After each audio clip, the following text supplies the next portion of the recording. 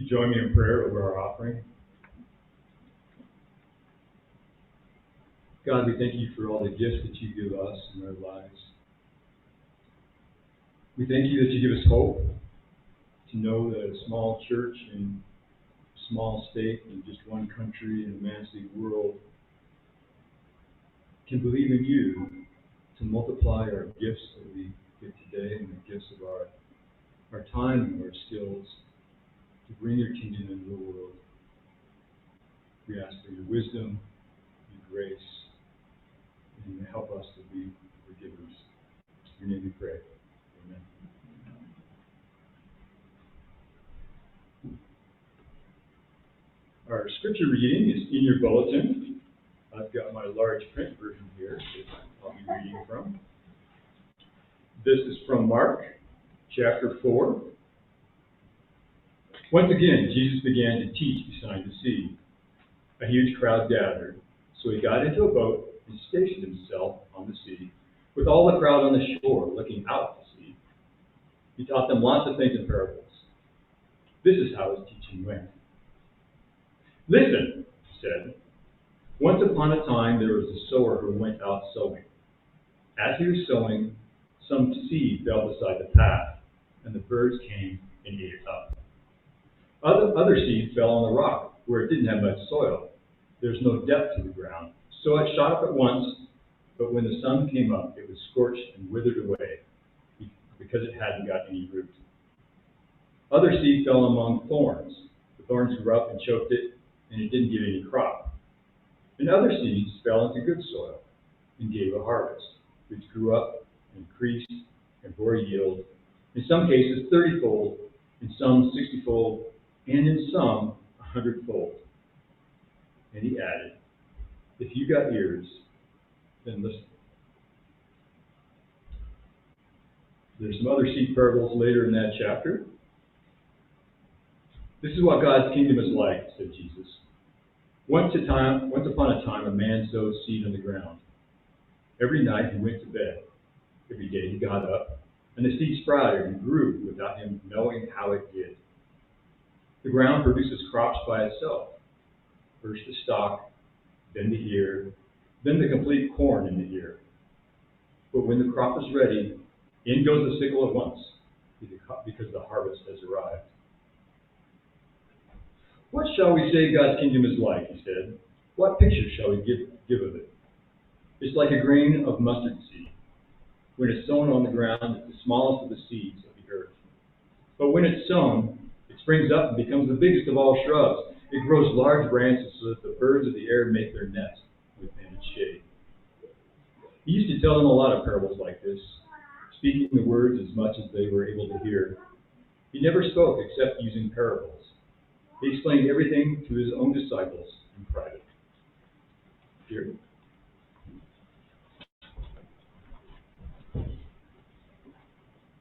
Thank you. I asked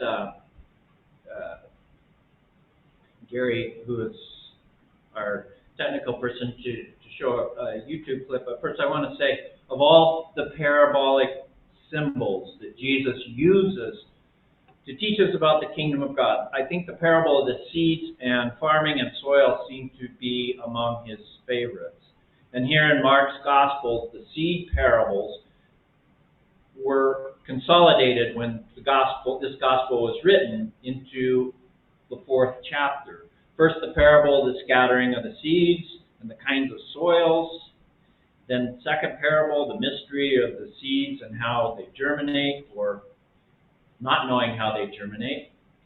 Certainly not by human hands, but by the divine loving mystery we call God. And the third parable, a wonderful truth that the humble seed of a noxious, what was considered a noxious weed, the mustard seed, germinates and becomes a shelter for the most common of birds. So all these things are worthy of consideration this morning. I wanted to, if technically it works, look at this 4-minute clip of Mr. Rogers, the sainted Mr. Rogers. Is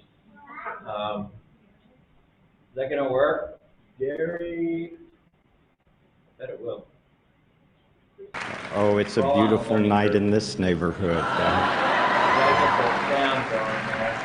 So many people have helped me to come to this night. What's Some that? of you are here, some are far away, Okay, well, some are even in heaven. I guess we'll have to forego. All of Sound us is have fine. special ones who have You don't loved have the us sound. into The being. image doesn't matter. Would you If you have just the take, sound, along with me, 10 seconds to that's think all of the right. people who have helped What you it is maybe become you've who seen you... this one before. What's that? The Zoom is happy. The Zoom Anyway,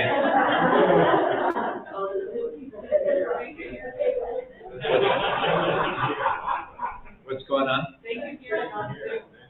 We just can't hear it. Oh, They, for one. okay. It's okay now though, right? We're okay? We're good. All right, okay. All right.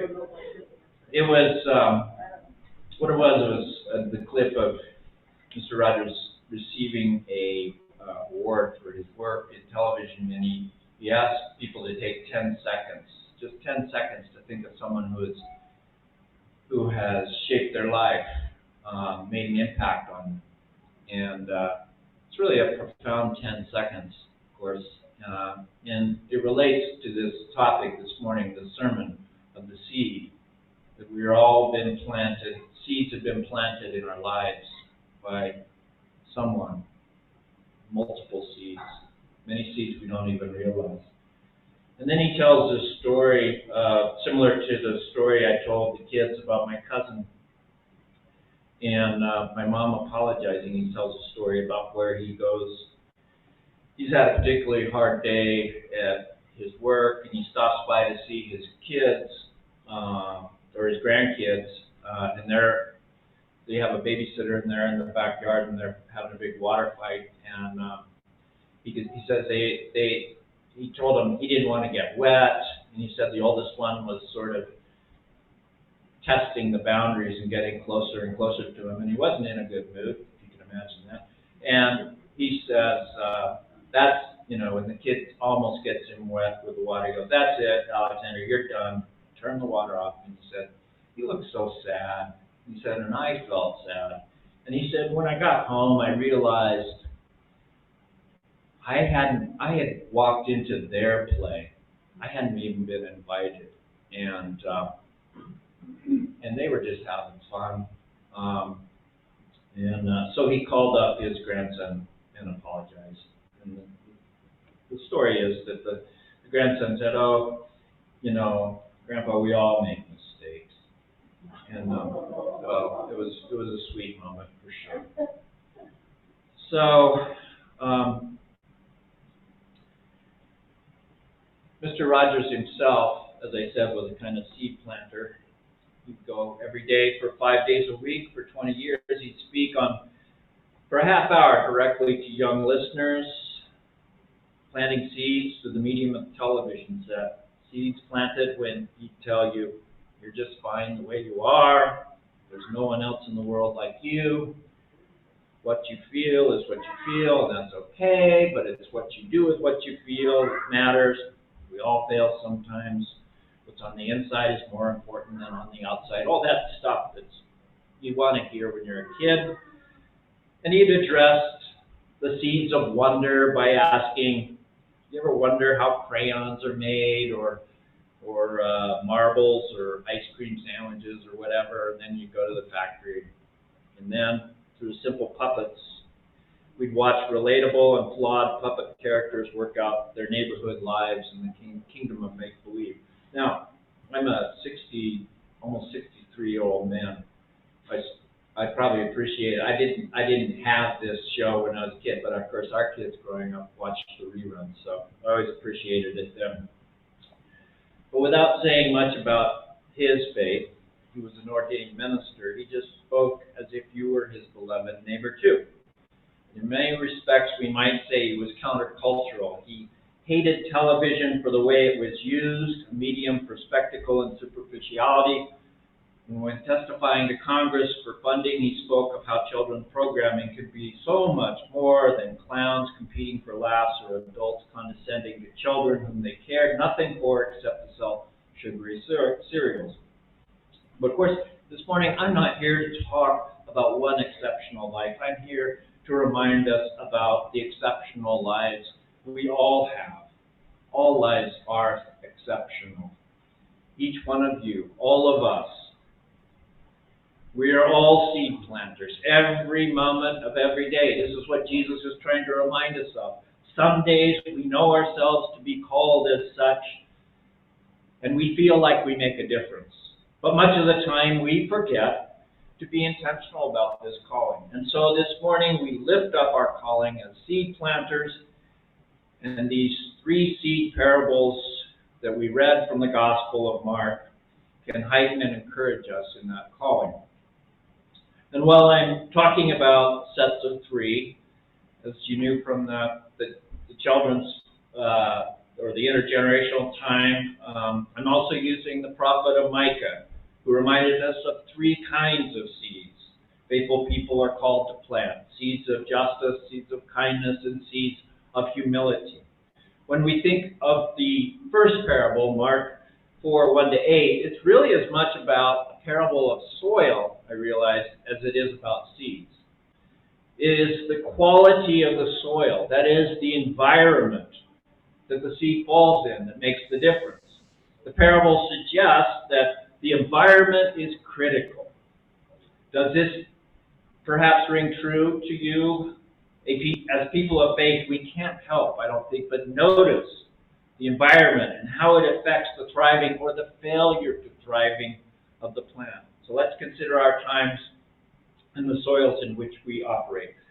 Systematic racism, of course, carried over from institutional slavery. 400-year legacy depletes the soil of allowing for the thriving of all. Genocide of whole peoples, 90% of our indigenous sisters and brothers shortly after the arrival of Columbus. The doctrine of discovery, the commodification and corporatization of the global economy, the military-industrial complex, medical care is a business rather than a right, so on and so on and so on. Sunday after Sunday, I could go through the litany. You don't need it again. You know that the soil we're living in is not as rich as it could be, let's put it that way. It is toxic in many situations, and sometimes literally. Here's where the bag of seeds come in, the seeds of justice. Justice is all about the making of the soil, not the seeds. Without good soil, the seeds fail to grow. With good soil, the seeds thrive. This is why the church's work for justice is fundamental. Last night, I watched a film with a couple of the members of the church called Wisdom of Trauma. And essentially it speaks of the rocky soil that our culture and all cultures inflict upon the most vulnerable. Some of you are familiar with the term ACEs. Anybody hear that term as a way of understanding? ACEs stands for, it's an acronym, stands for Adverse Childhood Experiences. And it's a real simple way of trying to identify why we do not thrive or what the toxicity of our personal soils are. Essentially, those 10 are emotional abuse, having experienced as a child emotional abuse, physical abuse, sexual abuse, emotional neglect, physical neglect, domestic violence toward a mother or stepmother, household substance abuse, household mental health issues, divorce and separation, and incarceration of a parent. Those are the 10 things to assess whether somebody is going to thrive later in life or not. And one of the interesting things about this ACEs test is sometimes I've heard just the naming of this, just telling somebody Did you experience, and they identifying the things that have impacted them when they were young, just the naming of it alone has a healing effect in people's lives. Like, oh, that explains something. So, it's a very powerful tool for understanding the toxicity of the soil in our lives. Another type of seed I suggested is the seed of kindness. While the seeds of justice can be overwhelming, just because they are so societal and systemic and so large, the seeds of kindness are so accessible to us, each and every one. Everyone is able to plant multiple seeds of kindness on any given day. Things as simple as giving some smiling eye contact to a stranger you pass, a word of appreciation to the checkout clerk, picking up someone's trash when you're out on a hike. Now that one's, I sometimes chafe at. I don't have to be responsible for other people's garbage, but my wife's much better at that. Listening to a child's story about something that just happened, even if you may not understand what they're saying. I mean, kindness can come in the smallest of gestures, some with words, some with body language. I guess the kindness seeds are the small ones, aren't they? Often without even knowing it, you have said something or done something only to discover much later down the road that seemingly insignificant word, moment, or gesture made a meaningful difference in somebody's life. If you are lucky, from time to time you may be told so. Or you may have told someone how they planted a seed in your life. But sadly, the opposite also happens, and we're all guilty of this. We may have said something or done something intentionally or unintentionally, oftentimes unintentionally, to hurt someone. And here's where the third seed in the bucket comes in. The third seed is the seed of humility. One of the more powerful forms of humility is a simple word or gesture of, I'm sorry. I was wrong. Can I do anything to make it better? I related this story of Mr. Rogers apologizing to his older grandson. I told the story of my mother apologizing to my cousin. Apologies when one has honestly done something wrong are powerful, powerful seeds. Some of us go through life apologizing when we don't need to, but a lot of times we do need to. We have a few lawyers in our congregation, and I may be naive, but I've heard that many lawsuits could be avoided just if somebody had said, I'm sorry. How can I make things right? And there is real power in these humble words of saying, I'm sorry. That can restore the offended person's dignity, and that's often all they want. Think of yourself. When somebody says, I'm sorry, you feel restored again on some level. It's not always about litigation and money. It's about acknowledgement, naming, and a feeling of respect. A couple of stories from this week, apology stories. Last Monday, I was getting into the car right out here, leaving the church, and I remembered, as I often do, I forgot something. So I swing open the door, and all of a sudden, a bike goes by. Yeah, I know. Almost doored somebody, and that could be serious.